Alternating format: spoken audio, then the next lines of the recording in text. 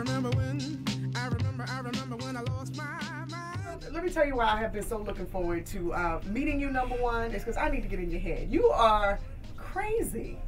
In a good way, though. Thank you. But you cross the line. You definitely don't color in between the lines. No doubt. And they say being insane is a good way to succeed in the music business. I can dig it. Yeah? Well, I'll tell you what, there's a thin line between being crazy and totally convinced. And which are you? I'm totally convinced. Convinced that you are what? A lady killer. That's right. Now, Luke, talk to me about the BET Awards, because you were the subject of conversation that entire day after the BET Awards aired. The Patti LaBelle tribute, whose decision or who said that? You said that? Okay, so Patti LaBelle tribute, whose idea was it to come out in the crazy wig? It was mine. You know, when they asked me to do it, you know, when I think back about Patti LaBelle, who I call my fairy godmother, you know, back in the prime of her career, you know, she was more or less a black alternative artist for R&B, which is what I believe that hairstyle represented, and that's why it's so famous. So I mean, I was assuming, you know, that there were going to be so many young, you know, like people, you know, in attendance who may not have gotten what the reference was, but I was sure that she would have. And maybe some of the older artists that were there would have gotten the joke, but I wasn't joking. I was being serious, but it was an act of shamelessness and selflessness, simply because I could go that far for her because she had already gone that far for me, you know. And so she set me free in a very literally and figuratively. You know what I'm saying? So when you say she was your fairy godmother, did you have a one-on-one relationship, or do you mean through the music and through? Yeah, through the music. I mean, just like, her legend. Exactly. See, I guess what it boils down to is, I think that she gave someone something tangible. I mean, to get to talk about or have an opinion, and people love to own their opinion. So her vocal ability is so accomplished and otherworldly that, you know, there's no denying her vocal ability. You know what I'm saying? Like, but you could choose whether or not you like or dislike the hairstyle. So I believe she did that just to give us some common ground to share.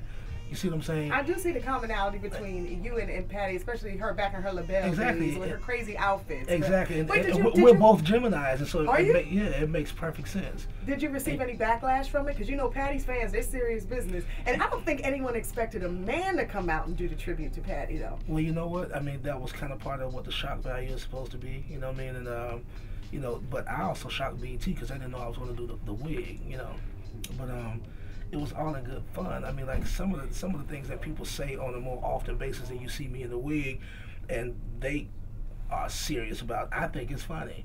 You know what I'm saying? Like, I think, you know, a lot of the claims that a lot of the cats be on the radio with on their records with, like, you know, they dead serious. They ice grill with them. Like, really? You're serious? Oh, I didn't get it. You were serious about that album. Right, oh, okay. right. So, like, you know, that's my thing. And my thing, I'm confident enough, you know, so like in my manhood and masculinity, you know what I'm saying, like, you know, to have a sense of humor. And it's like, you know what, you know, have a laugh on me. It's all good. You know what I mean? Like, because, you know, there was a time when show business was a term that was used more often than it is in modern times and in modern music. And I think that, you know, it's become too normalized, you know what I'm saying? And I really would love to shake and rattle it, you know, just a bit. And so I hopefully, you know, people get what I'm trying to do and I'm trying to accomplish, and that's to be an inspiration of individuality. It's so much mediocrity and monotony, you know what I'm saying? Like, do you even understand those big words? You know what I'm saying?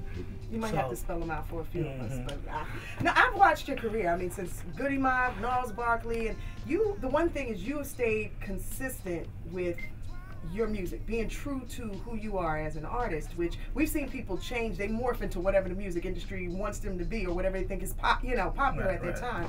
And it just seems like over the last 2 to 3 years, the general market, popular market, just caught on to what you've been doing all along. Exactly. How does that feel? Well, that's the thing. That's the kind of like the confidence that I go into it with. I mean, like, a lot of people truly do not know that I have an 18-year career. You know what I mean? Like, and so it does feel very gratifying that after all this time I've been able to make a career out of being myself. So, you know, I like it. Like, I'm enjoying it quite a bit, and I'm older, wiser, and mature, you know, enough to handle it with grace.